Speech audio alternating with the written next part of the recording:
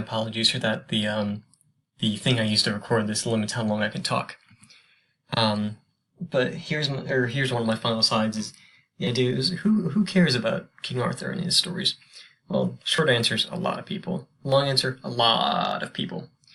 It's not uncommon to find people in Britain who at least believe some part of Arthur's story, whether it be Arthur existing, Camelot existing, Excalibur still being somewhere to be found.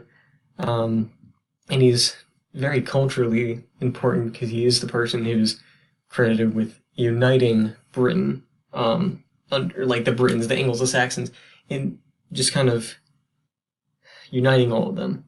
The King Arthur story is an idea, or is a good example of the idea of cultural intersection rather than collision. Throughout the evolution of the story, we see a lot of elements being added over time, and not all of them pagan, not all of them Christian. We see characters like Merlin and Morgan being mainstays even after the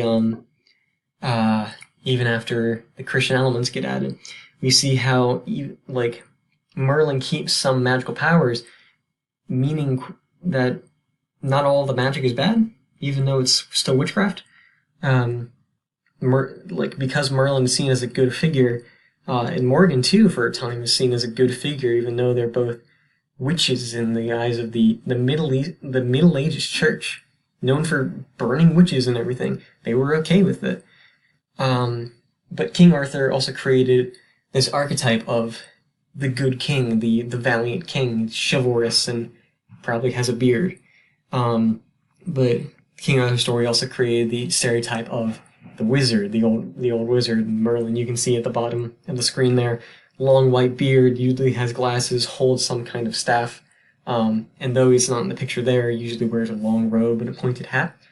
But King Arthur became a pop culture icon. You can see there, Disney made a movie about King Arthur, Monty Python and the Holy Grail, another King Arthur story. Or if you remember the Magic Treehouse series of books, two of the major characters throughout the series is Morgan Le Fay and Merlin.